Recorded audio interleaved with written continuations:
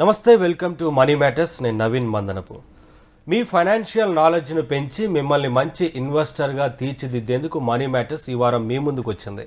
ప్రతి వారం ఒక కొత్త టాపిక్ను మనం చర్చిస్తున్నాం. అలాగే ఈ వారం bonus issue, market capitalisation, fundamentals, technicals నేర్చుకునేందుకు అవసరమైన టూల్స్ను ఎలా నేర్చుకోవాలన్న దానిపై ఈరోజు మనం చర్చిద్దాం. ప్రస్తుతం మనతో పాటు స్టూడియోలో ఉన్నారు సర్టిఫైడ్ ఇన్వెస్ట్మెంట్ అడ్వైజర్ ఈ రామకృష్ణ గారు. వారిని అడిగి మరిన్ని వివరాలు తెలుసుకుందాం.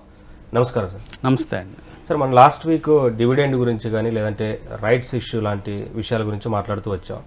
బోనస్ అంటే ఏంటి, అసలు ఈ స్ప్లిట్కు బోనస్కు ఉన్న డిఫరెన్స్ ఏంటి? ఓకే అండి, బోనస్ విషయానికి వస్తే ముఖ్యంగా దీన్ని స్టాక్ మామూలుగా డివిడెండ్ ఇవ్వటం తెలుసు మనకి. అలాగే స్టాక్నే ఒక డివిడెండ్గా ఇస్తే దాన్ని బోనస్ అంటాం. అంటే స్టాక్ని డివిడెండ్ ఇవ్వటం అంటే ఇప్పుడు మీ దగ్గర ఎక్స్ నెంబర్ ఆఫ్ షేర్స్ ఉన్నాయి, సపోజ్ ఒక 100 షేర్లు ఉన్నాయి అనుకుందాం ఒక కంపెనీకి సంబంధించి. ఆ కంపెనీ కానీ బోనస్ ఇస్తే మళ్ళీ మీకు కొన్ని ఫ్రీ షేర్స్ యాడ్ అవుతాయి అనమాట మీ డిమాట్ అకౌంట్లో. దీన్నే బోనస్ ఇష్యూ అంటారు. అంటే దీంట్లో రేషియోస్ ఉంటాయి. ఒక్కొక్క కంపెనీ వాళ్ళ సౌలభ్యం ప్రకారం 1:1 ఇవ్వచ్చు, 1:2 ఇవ్వచ్చు, లేదా 1:3 ఇవ్వచ్చు. అట్లా వాళ్ళు బోనస్లు ఇస్తూ వెళ్తూ ఉంటారు. సో ఈ బోనస్ ఇష్యూలో 1:1 రేషియోకి అర్థం ఏంటంటే మీ దగ్గర ఒక షేర్ ఉంటే ఒక షేర్ బోనస్గా వస్తుంది. దీంట్లో ముఖ్యంగా వాళ్ళు చేసేది ఏంటంటే వాళ్ళ కంపెనీలో ఉండే రిజర్వ్స్ ఏవైతే ఉంటాయో ఆ రిజర్వ్స్ అన్నిటినీ కూడా క్యాపిటలైజ్ చేస్తారు. క్యాపిటలైజ్ చేసి షేర్ క్యాపిటల్ కింద మారుస్తారు. తద్వారా కంపెనీలో ఈక్విటీ భాగం అనేది పెరుగుతుంది. ఈక్విటీ భాగం పెరిగి ప్రతి ఒక్కళ్ళకి ఆ రేషియో ప్రకారం షేర్స్ వస్తాయి. 100 ఉన్న వాళ్ళకి 1:1 అయితే 100 షేర్స్ ఉన్న వాళ్ళకి 100 షేర్స్, అట్లాగే 1500 ఉన్న వాళ్ళకి 1500 షేర్స్ వస్తాయి. అదేవిధంగా ప్రమోటర్స్ కోటా వాళ్ళ ప్రమోటర్స్కి ఎంత ఉంటే అన్ని షేర్స్ వాళ్ళకి బోనస్ షేర్స్గా వస్తాయి. అంటే ఇక్కడ ముఖ్యంగా మనం తెలుసుకోవాల్సిన విషయం ఏంటంటే బోనస్ ఇష్యూ ఇచ్చినప్పుడు ఈ ఫేస్ వాల్యూ అనేది మారదు. ఆ కంపెనీ యొక్క షేరు బేసిక్ ఫేస్ వాల్యూ ఎంత ఉంటుందో అది యాజ్ ఇట్ ఈస్గా ఉంటుంది బోనస్ ఇష్యూ తర్వాత కూడా.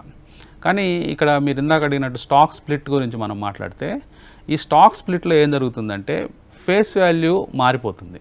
అంటే ఇప్పుడు ఒక 10 రూపాయల ఫేస్ వాల్యూ ఉన్న షేర్ని 5 ముక్కలు చేస్తే ఆటోమేటిక్గా స్ప్లిట్ తర్వాత షేర్స్ అన్నీ కూడా 2 రూపాయల ఫేస్ వాల్యూ కింద మారిపోతాయి. సో ఇంకొక తేడా ఏంటంటే క్యాపిటల్ అనేది ఈక్విటీ క్యాపిటల్ అనేది పెయిడప్ క్యాపిటల్ పెరగదు స్ప్లిట్ చేసినప్పుడు. కేవలం షేర్స్ మాత్రమే విభజనకు గురవుతాయి కానీ పెయిడప్ క్యాపిటల్ పెరగదు. సో ఇక్కడ బోనస్ ఇష్యూ ఇవ్వడానికి స్ప్లిట్ చేయడానికి కంపెనీకి ఉన్న అవకాశాలు మనం గమనిస్తే బోనస్ చేయడానికి కంపల్సరీగా కంపెనీలో రిజర్వ్స్ ఉండాలి. రిజర్వ్స్ లేకుండా కంపెనీ బోనస్ ఇవ్వలేదు. ఎందుకంటే పెయిడప్ క్యాపిటల్ పెంచాలంటే రిజర్వ్స్లోంచి పెయిడప్ క్యాపిటల్ తీసుకొని పెంచాల్సి వస్తుంది. అదే స్ప్లిట్ చేయాలంటే కంపెనీ దగ్గర పెద్ద రిజర్వ్స్ ఏం అక్కర్లేదు. రిజర్వ్స్ లేకుండానే షేర్ని 5 ముక్కలు చేయొచ్చు, లేదా 2 ముక్కలు చేయొచ్చు. వాళ్ళు అనుకున్న విధంగా చేసి నెంబర్ ఆఫ్ షేర్స్ని పెంచుతారు. ఈ రెండింటి ముఖ్య ఉద్దేశం అంటే బోనస్ ఇచ్చినా కానీ అట్లాగే షేర్స్ని స్ప్లిట్ చేసినా కానీ ముఖ్య ఉద్దేశం ఏంటంటే షేర్స్ ధరల్ని అందుబాటులో తీసుకురావటం అందరికీ. ఇప్పుడు షేర్ ధర ఒకే అమాంతంగా పెరిగిపోతూ ఉంటే ఆ షేర్ ధరలను తగ్గించినట్లయితే ఎక్కువ మంది ఇన్వెస్టర్స్ దాంట్లో పార్టిసిపేట్ చేసే అవకాశం ఉంటుంది. జనరల్గా ఒక ఎగ్జాంపుల్ తీసుకున్నట్లయితే ఎంఆర్ఎఫ్ షేరు దాదాపుగా 70,000 రూపాయల నుంచి ₹1,00,000 దాకా ఈ సంవత్సరం ట్రేడ్ అవుతూ ఉంది. ఆ షేర్స్లో ఒక్క షేర్లో మీరు ఇన్వెస్ట్ చేయాలంటే 70,000 రూపాయల దాకా పెట్టుబడి పెట్టాల్సి వస్తుంది. అట్లాంటి సందర్భంలో మనం అంత ప్రైస్ పెట్టి ఒక షేర్ కొనాలంటే చిన్న ఇన్వెస్టర్ కష్టంగా ఉంటుంది. అదే కంపెనీ కనుక బోనస్ కానీ స్ప్లిట్ కానీ చేసినట్లయితే కొంత సౌలభ్యంగా ఉంటుంది. కానీ ఆ కంపెనీ చాలా సంవత్సరాల నుంచి బోనస్ కానీ స్ప్లిట్ కానీ చేయకపోవటం వల్ల షేర్ ధర ఫండమెంటల్స్ అనుసరిస్తూ పైకి పెరిగిపోతూ ఉంది. క్యాపిటలైజేషన్ అంటే ఏంటి సార్? మార్కెట్ క్యాపిటలైజేషన్ అనేవాడు తరచుగా మనం వింటూ ఉంటాం. ఈ మార్కెట్ క్యాపిటలైజేషన్ అంటే ఒక కంపెనీలో ఎగ్జిస్టింగ్ షేర్స్ ఎన్ని షేర్స్ ఉన్నాయి అనేది లెక్క, ప్రతి కంపెనీకి ఒక లెక్క ఉంటుంది. ఆ ఎగ్జిస్టింగ్ షేర్స్ని ఇప్పుడు మార్కెట్లో జరిగే ప్రైస్ ఏదైతే ఉంటుందో, మార్కెట్లో ట్రేడింగ్ జరుగుతున్న ప్రైస్ ఏదైతే ఉంటుందో ఆ ట్రేడింగ్ జరిగే ప్రైస్తో మల్టిప్లై చేస్తే వచ్చేదాన్ని మార్కెట్ క్యాపిటలైజేషన్ అంటారు. సో ఈ మార్కెట్ క్యాపిటలైజేషన్ 2 మల్టిప్లై చేసినప్పుడు అంటే కరెంట్ మార్కెట్ ప్రైస్ని నెంబర్ ఆఫ్ షేర్స్తో మల్టిప్లై చేసినప్పుడు వచ్చే అమౌంట్నే మార్కెట్ క్యాపిటలైజేషన్ అంటారు. సో ఆ కంపెనీ వాల్యూ తద్వారా తెలుస్తుంది అన్నమాట. ఫర్ ఎగ్జాంపుల్ ఇండియాలో కొన్ని ఉదాహరణలు తీసుకున్నట్లయితే టీసీఎస్ కనుక టీసీఎస్, రిలయన్స్ ఇవన్నీ లార్జెస్ట్ మార్కెట్ క్యాపిటలైజేషన్ కంపెనీస్. అంటే దాదాపుగా లక్షల కోట్లలో, అంటే 15 లక్షలు 20 లక్షల కోట్ల రూపాయల మార్కెట్ క్యాపిటలైజేషన్ కలిగి ఉన్నాయి. బ్యాంక్స్ తీసుకున్నట్లయితే హెచ్డిఎఫ్సి బ్యాంకు దాదాపుగా 8.5 లక్షల కోట్ల మార్కెట్ క్యాప్ ఉంది. అలాగే ఐసిఐసిఐ బ్యాంక్ 5.5 లక్షల కోట్ల మార్కెట్ క్యాప్ ఉంది. సో ఈ సింపుల్ క్యాల్కులేషన్తో మన మార్కెట్ క్యాప్కి 60 కావచ్చు. మనం చాలా వెబ్సైట్స్లో కానీ జస్ట్ గూగుల్ సెర్చ్లో కానీ ఒక కంపెనీ మార్కెట్ క్యాపిటలైజేషన్ తెలుసుకోవచ్చు. రైట్. ఇంకో విషయం సార్, ముఖ్యంగా ఫండమెంటల్ అనాలిసిస్ గురించి, దాని సోర్స్ ఎక్కడి నుంచి వస్తుంది, ఎలా తెలుసుకోవాలి? ఓకే అండి. అంటే ఇప్పుడు మనం డిస్కస్ చేసిన టాపిక్స్ ఏవైతే ఉంటాయో మార్కెట్ క్యాపిటలైజేషన్ కానీ, ఇంకా పిఈ రేషియోస్ అంటారు, అంటే ప్రైస్ బై ఈక్విటీ.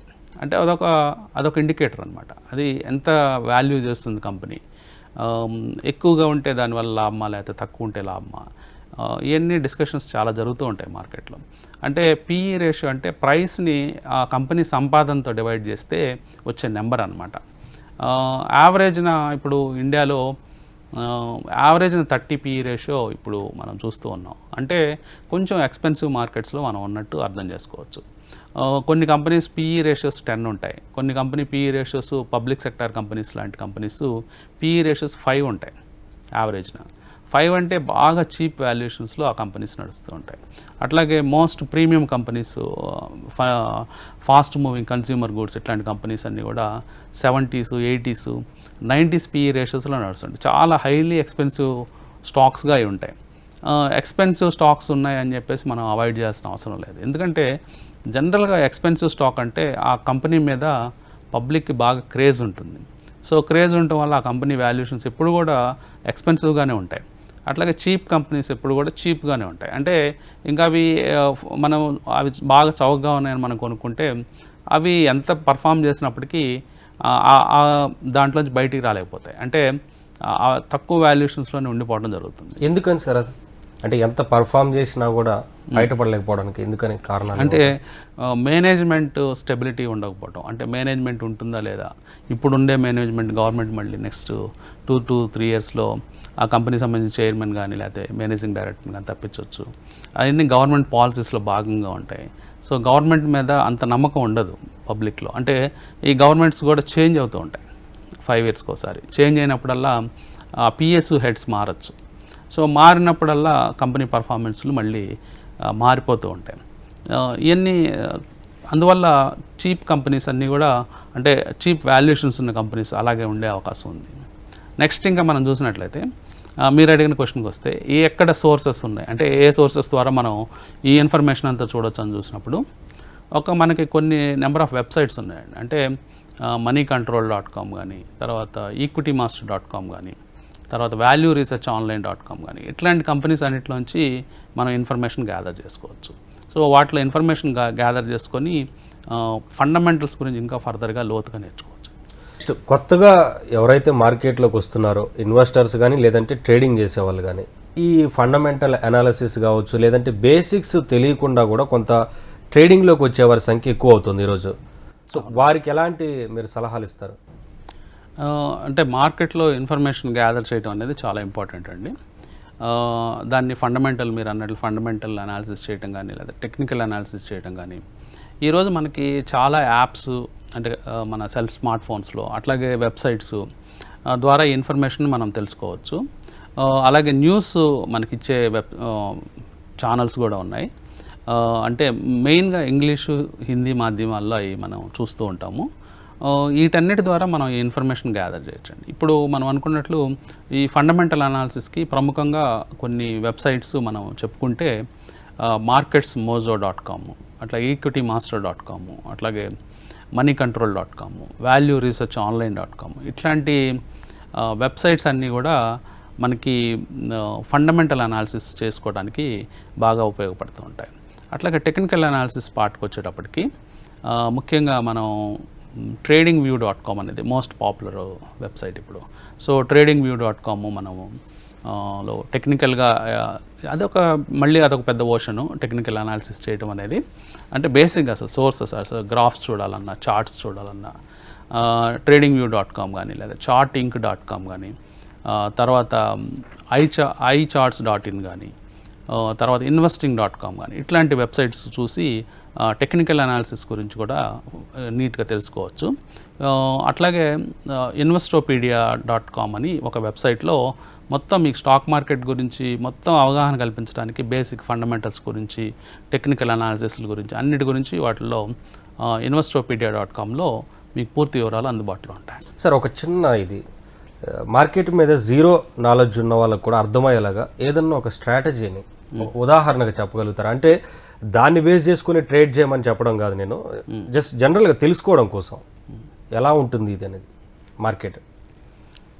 అంటే ఈ స్ట్రాటజీస్ అనేవి చాలా దొరుకుతాయండి మార్కెట్లో. మనం ఇక్కడ స్ట్రాటజీ డిస్కస్ చేయటం లేదు. అవును, ఇక్కడ మనము డిస్కస్ చేయబోయేది ఏంటంటే అంటే అసలు మార్కెట్లో డబ్బు సంపాదించడానికి ఉన్న అవకాశం ఎలా ఉంటుందనేది మనం డిస్కస్ చేద్దాం. సపోజు ఒక వ్యక్తి ఒక 10 lakhs క్యాపిటల్తో ట్రేడ్ చేస్తున్నాడు అనుకోండి. సో జనరల్గా చేసే మిస్టేక్స్ ఏంటంటే అందరూ చేస్తారు. స్టార్టింగ్లో ప్రతి ఒక్కరు చేసే మిస్టేక్ ఇది. 10 lakhs ఉంటే మనకి లీవరేజ్ దొరుకుతుంది మార్కెట్లో. అంటే ఒక 50 lakhs దాకా మనం ఇంట్రాడే ట్రేడింగ్ చేయొచ్చు. ఆ లీవరేజ్ తీసుకొని 50 lakhs పొజిషన్స్ తీసుకుంటారు. సో 50 lakhs పొజిషన్స్ తీసుకున్నప్పుడు ఆటోమేటిక్గా ఒక 1% కరెక్ట్ అయినా కానీ ఒక 50,000 పోతాయి. ఓకే, అంటే మన పొజిషన్ మీద. సో ఇది జనరల్గా అందరూ చేసే మిస్టేకే. సో మన క్యాపిటల్ మొత్తం కేవలం కొద్ది నెలల్లోనే ఎరోడ్ అయిపోతుంది ఫుల్ లీవరేజ్ తీసుకోవడం వల్ల. సో మరి ఏం చేయాలి? లీవరేజ్ తీసుకోకూడదా అంటే అస్సలు తీసుకోకూడదు. అసలు ఎలా ట్రేడ్ చేయాలి అంటే మీ దగ్గర ఒక 10 లక్షల క్యాపిటల్ ఉందనుకోండి, కేవలం 1 లక్ష రూపాయలకే ట్రేడ్ చేయండి. ఓకే, 1 లక్ష రూపాయలకే ట్రేడ్ చేస్తే ఏమవుతుందంటే మీరు మ్యాక్సిమం దానికి లిమిట్ ఎలా పెట్టుకుంటారంటే 1% ఆఫ్ ద క్యాపిటల్ లూజ్ అయితే, అంటే టోటల్ క్యాపిటల్ 10 lakhs మీద, అంటే నేను ఆ రోజు ఇంకా నేను ట్రేడ్ చేయనని ఒక రూల్ పెట్టుకుని, ఈ ఒక్క రూల్ మిమ్మల్ని ఒక మంచి ట్రేడర్గా మారుస్తుంది. ఎట్లాగంటే ఇప్పుడు 10 lakhsకి 1% అంటే 10,000 రూపీస్ కోల్పోతే నేను ఈరోజు ఇంక నుంచి ట్రేడ్ చేయనని మీరు ఒక రూల్ పెట్టుకుంటే ఆటోమేటిక్గా మీరు అప్లై చేస్తుంది కేవలం 1 lakh. సో మనం దాన్ని ఆటోగా పెట్టుకోవచ్చా సార్? అందులో ఆటోమేటిక్గా పెట్టుకోవచ్చు. మీరు స్టాప్ లాస్ ఆర్డర్స్ ఉంటాయి. స్టాప్ లాస్ ఆర్డర్ ద్వారా మనం ఎంత స్టాప్ లాస్ అనేది పెట్టుకోవచ్చు. సో మీరు ఇప్పుడు చెప్పుకుంటున్నట్లు ఒక 1 lakh మీరు ప్లే చేసినప్పుడు 10% స్టాప్ లాస్ పెట్టారనుకోండి ఒక పొజిషన్కి. సో జనరల్గా ఒక 10% మూవ్మెంట్ రావడం అనేది చాలా కష్టం. సో మీ స్టాప్ లాస్ హిట్ అయ్యే అవకాశాలు చాలా తక్కువ, వెరీ రేర్ అనమాట. అంటే ఎప్పుడన్నా రేర్గా హిట్ అయినప్పటికీ మీరు పోగొట్టుకునేది టోటల్ క్యాపిటల్ మీద 1 lakh. సో తర్వాత ఆ ట్రేడ్ మీద ఎంత సంపాదించగలుగుతారు అనేది మీరు ఎండ్ ఆఫ్ ద డే మీకు తెలిసిపోతుంది. ఆ రోజు మీకు 1 lakh క్యాపిటల్ మీద 2,000 రావచ్చు, 1,000 రావచ్చు, 1,500 రావచ్చు, లేకపోతే ఒక 1,000 రూపాయలు పోవచ్చు, ఒక 1,500 పోవచ్చు. కానీ మీ ప్రాబబిలిటీ అనేది 70% సక్సెస్ రేట్ ఉంది కాబట్టి బ్యాక్ టెస్టింగ్లో మీ ప్రాబబిలిటీ అనేది మీకు సక్సెస్ తీరాన్ని చేరుస్తుంది. అంటే మీకు ఏమవుతుందంటే చూడటానికి చాలా సిల్లీగా అనిపిస్తుంది, 10 lakhs పెట్టుకొని 1 lakhతో ట్రేడ్ చేయడం ఏంటా అని. కానీ ఎండ్ ఆఫ్ ద ఇయర్ చూసుకున్నట్లయితే మీకు ఆటోమేటిక్గా 2 to 3% on whole capital, total capital మీద వచ్చే అవకాశం ఉంటుంది. దానికంటే ముఖ్యమైన విషయం ఏంటంటే మీరు మొత్తం 10 లక్షల మీద 2 నుంచి 3% ప్రతి నెల సంపాదిస్తారు. అంటే యాన్యువల్ బేసిస్లో అయితే 25 to 30% సంపాదిస్తారు.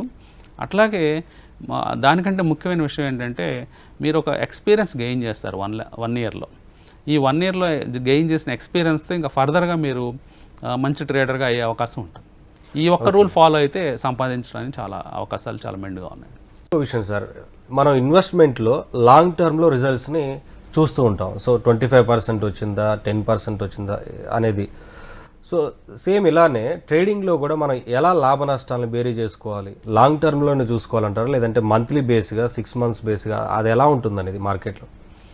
ఫస్ట్ ఇక్కడ ట్రేడింగ్ చేసేటప్పుడు మీరు చూసుకోవాల్సిన విషయాలు మెయిన్గా ఏంటంటే అండి, డ్రాడౌన్ అనే ఒక కీ కాన్సెప్ట్ చూడాలి. మెయిన్ అందరూ షేక్ అయ్యే పాయింట్లు డ్రాడౌను. తర్వాత సెకండ్ థింగ్ వచ్చి డ్రాడౌన్ పీరియడ్, అది ఎంతకాలం ఉంటుంది. అంటే ఫర్ ఎగ్జాంపుల్ మీరు ఒక 10 lakhs పెట్టి ట్రేడ్ చేస్తూ ఉంటారు.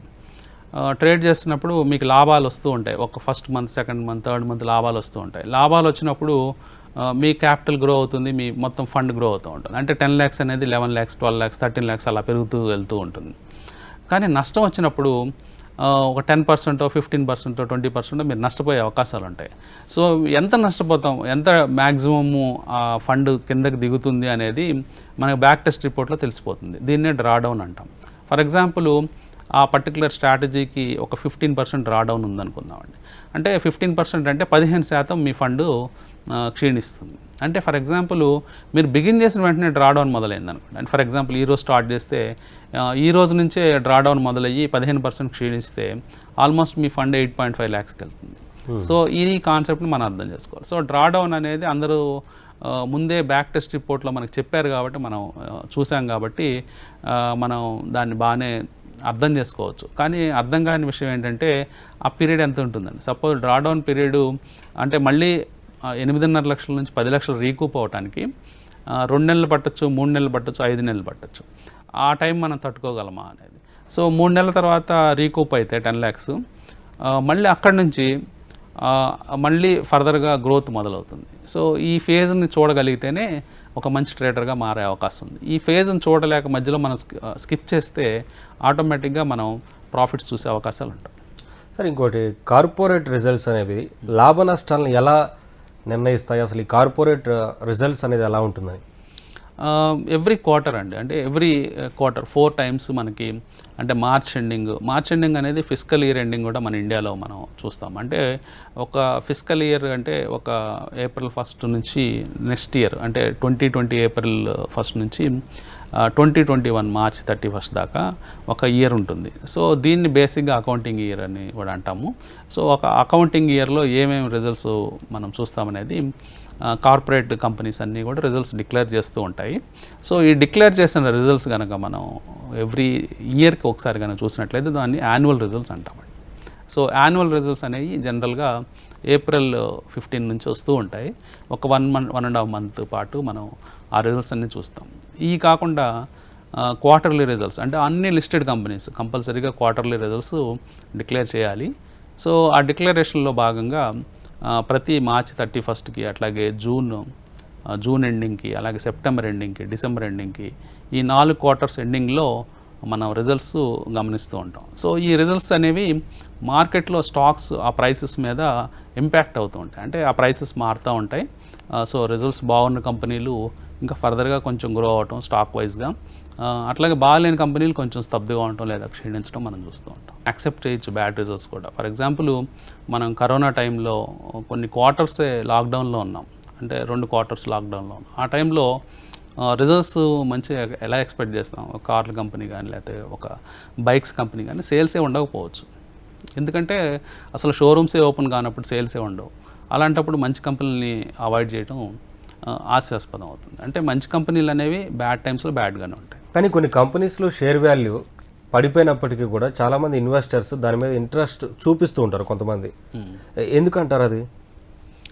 అంటే కంపెనీస్ ఎందుకు పడ్డాయి అనేది ఇంపార్టెంట్ అండి. అంటే కంపెనీస్ యాక్చువల్గా ఫండమెంటల్స్ డిటరేట్ అయిపోయి ఇంకా రివైవ్ కాదు అనే కంపెనీస్ టోటల్గా కొలాప్స్ అయిపోతూ ఉంటాయండి. ఫర్ ఎగ్జాంపుల్ మనం ఐడియా కానీ ఎస్ బ్యాంక్ కానీ ఇట్లాంటి కంపెనీస్ చూసినప్పుడు ఐడియాని డిస్కస్ చేద్దాము. ఐడియా కంపెనీ అంటే ఎప్పుడైతే జియో మార్కెట్లోకి వచ్చి ఫ్రీగా ఆఫర్స్ ఇవ్వటం మొదలుపెట్టిందో, సో మార్కెట్లో 3rd player 4th player అయిన ఐడియా, వోడాఫోన్ 2 మెర్జ్ అవ్వడం చూసాం. అంటే మనం కొత్తగా వచ్చిన ప్లేయర్ని మనం ఎదుర్కోలేము అనే భయంతో ఈ 2 కంపెనీస్ మెర్జ్ అయినాయి, ఐడియా అలాగే వోడాఫోన్. అయినప్పటికీ వాళ్ళకున్న భారీ అప్పులు కానీ, అంటే కంపెనీ నడపడానికి గతంలో తీసుకున్న అప్పులు కానీ, ఇవన్నీ కూడా వాళ్ళని 3rd playerగా నెట్టేసాయి కొద్ది రోజుల్లోనే. అంటే కొద్ది నెలల్లో ఏం జరిగింది, జియో ఫోన్ అనేది నెంబర్ 1 అయింది, తర్వాత నెంబర్ ఆఫ్ సబ్స్క్రైబర్స్ బేసిస్లో, తర్వాత ఎయిర్టెల్ నెంబర్ 2 అయింది, తర్వాత ఐడియా, వోడాఫోన్ నెంబర్ 3 స్థానానికి పడిపోయింది. ఈ కంపెనీ ఇక్కడ నుంచి కోలుకుంటుందా కోలుకోదా అని ఇంకా భయాందోళనలు ఉన్నాయి కాబట్టి ఆ కంపెనీ టోటల్గా ప్రైసెస్ 2 digitsలోకి రావడం మనం చూసాం. అంటే 10 rupees సింగిల్ డిజిట్లో కూడా చూసాం ఆ స్టాక్ని. అట్లాగే స్టాక్స్ పడిపోతున్నాయి ఇంకా కొనకూడదు అనే భయాందోళనలు ఆ స్టాక్ నెగిటివ్ పర్ఫార్మెన్స్ వచ్చినప్పుడు మనం చూస్తాం. ఫర్ ఎగ్జాంపుల్ టాటా మోటార్స్ కేసులో తీసుకున్నట్లయితే ఆ స్టాక్ కంటిన్యూస్గా పడిపోతుంది గత 5 ఏళ్లలో. పడిపోయినప్పుడు ఆల్మోస్ట్ ఒక దశలో 2 digitsలో 65-70 రూపీస్లో కూడా ట్రేడ్ అవ్వడం చూసాం. అదే స్టాక్లో కంపెనీ అంటే రెట్టింపు ఉత్సాహంతో ఆ కంపెనీలో కొత్త మోడల్స్ రావడం, తర్వాత ఎలక్ట్రిక్ వెహికల్స్ రావడం, ఎలక్ట్రికల్ వెహికల్స్లో విప్లవాత్మకంగా ఆ కంపెనీ డెసిషన్స్ తీసుకోవటం. అట్లాగే CEO అలా అరౌండ్ 100 రూపీస్ ఉన్నప్పుడే చెప్పారు, అంటే ఈ కంపెనీని 3 ఏళ్లలో డెట్ ఫ్రీ చేస్తాం, అంటే అప్పులు లేకుండా చేస్తామని చెప్పడం, ఇట్లాంటి వార్తలన్నీ కూడా మళ్ళీ ఫండమెంటల్గా ఆ కంపెనీ రివైవ్ అవ్వడానికి పనికొచ్చింది. అదే స్టాక్ ఇప్పుడు 500 రూపాయల పైన ట్రేడ్ అవుతుంది. అంటే ఎందుకు కొంటారని మీరు అడిగారు. అంటే ఒక కంపెనీ నెగిటివ్ పర్ఫార్మెన్స్ ఇస్తున్నప్పటికీ, ఆ కంపెనీ పడిపోతున్నప్పటికీ షేర్ వాల్యూస్, ఆ ప్రమోటర్స్ ఇచ్చే కాన్ఫిడెన్స్ వల్ల ఇన్వెస్టర్స్కి మళ్ళీ ఉత్సాహం వచ్చి ఆ షేర్స్లో ఇన్వెస్ట్ చేస్తే మళ్ళీ ఆ షేర్స్ అలాగే పెరగటం, పెరిగి మళ్ళీ వాళ్ళకి మల్టీ బ్యాగర్గా మారటం మనం చూసాం. ఒకసారి లాభాల్లోకి వచ్చిన ఏదైతే షేర్ ఉంటుందో దాన్ని తీసుకున్న తర్వాత, ఇన్వెస్టర్స్ తీసుకున్న తర్వాత క్రమంగా అది పడిపోతున్నప్పుడు దాన్ని మళ్ళీ సేల్ చేయాలంటారా, లేదంటే అలానే పెట్టుకోవడం మంచిదా లాంటివి చాలామంది థింక్ చేస్తుంటారు. వారన్ బఫెట్ లాంటి వాళ్ళు ఏం చెప్పారంటే, ఒక కంపెనీని మనం కొనేటప్పుడు ఎప్పుడు అమ్మాలి అనేదాన్ని ఒక పెద్ద ప్రశ్న ఉంటుంది ఇన్వెస్టర్ ముందు ఆ కంపెనీని. అంటే లాభాల్లో ఉన్నప్పుడే అమ్మేసుకోవాలా, లేకపోతే పడిపోతున్నప్పుడు అమ్మేసుకోవాలా అనేది. ఆయన దానికి సొల్యూషన్ ఏం చెప్పాడంటే, ఒక కంపెనీ మీరు కొనేటప్పుడు 100 టైమ్స్ ఆలోచించుకోండి, ఈ కంపెనీ నేను ఎప్పటికీ అమ్మను అని ఇలాంటి కంపెనీ మనం కొనాలి. అంటే అంత ఫండమెంటల్లీ స్ట్రాంగ్గా ఉన్న కంపెనీలు, మార్కెట్లో అంత ప్రెజెన్స్ ఉన్న కంపెనీలు, మార్కెట్లో ఎప్పటికీ ఎవర్ గ్రీన్గా ఉండే కంపెనీస్, ఇట్లాంటి కంపెనీస్ మీద దృష్టి పెట్టమని చెప్పారు. అదే అంటే ఒక స్టాక్ కొన్నానంటే నేను ఎప్పటికీ అమ్మను. ఫర్ ఎగ్జాంపుల్ ఆయన కోకోకోలా కంపెనీ తీసుకుని ఇప్పటికీ అమ్మలేదు, అలాగే ఉంది. అట్లాగే ఆయన కొనే కంపెనీస్ కూడా ఇన్సూరెన్స్ కంపెనీస్, తర్వాత లేటెస్ట్గా యాపిల్లో ఎంటర్ అవ్వడం జరిగింది. సో అంటే ఆ ప్రోడక్ట్స్, ఆ బ్రాండ్స్ అనేవి రాబోయే 30-40 ఏళ్ళు కూడా మార్కెట్లో ఆధిపత్యాన్ని చెలాయిస్తాయనే కంపెనీస్ని ఆయన తీసుకోవడం జరిగింది. సో అట్లాంటి కంపెనీస్ కనుక మీరు చూస్ చేసుకున్నట్లయితే ఎప్పటికీ సెల్ చేయాల్సిన అవసరం ఉండదు. ఫర్ ఎగ్జాంపుల్ ఒక 20-30 ఏళ్ళ క్రితం కూడా నెస్లే కానీ, లేకపోతే ఐటీసీ కానీ, డాబరు, గాడ్రేజ్, ఇట్లాంటి పాపులర్ నేమ్స్ మన ఇళ్లల్లో వాడే ప్రోడక్ట్సే. అట్లాంటి ప్రోడక్ట్స్ కొన్న కంపెనీస్ కొన్ని ఇన్వెస్టర్స్కి వాటిని అమ్మాల్సిన అవసరమే లేదు. అవి ఎప్పటికీ పెరుగుతూనే ఉంటాయి, గ్రో అవుతూనే ఉంటుంది. కంట్రీ గ్రో అయ్యే కొద్దీ అవి కూడా గ్రో అవుతూ ఉంటాయి. అలాగే బ్యాడ్ కంపెనీని ఎలా డిసైడ్ చేస్తాం అనేది మనకు తెలియదు. అంటే ఎంత మంచి కంపెనీ కొన్నా కానీ ఆ కంపెనీ 50% పడిపోవచ్చు. 50% పడిపోతే తట్టుకోలేని వ్యక్తిత్వం, అంటే తట్టుకోలేని మనస్తత్వం ఉన్నవాళ్ళు అసలు స్టాక్ మార్కెట్లో రావద్దని చెప్తాడు ఆయన. సో ఒక స్టాక్ 50% మన కళ్ళ ముందు పడిపోతే దాన్ని తట్టుకోగలిగే కెపాసిటీ మనకు ఉండాలి. Thank you sir. ఈరోజు చాలా అంశాలకు సంబంధించి స్టాక్ మార్కెట్లో మాట్లాడుతూ వచ్చారు. ఇది ఇవాల్టి మనీ మ్యాటర్స్. చూస్తూనే ఉండండి HM టీవీ. వార్త ఆగదు, నిజం దాగదు.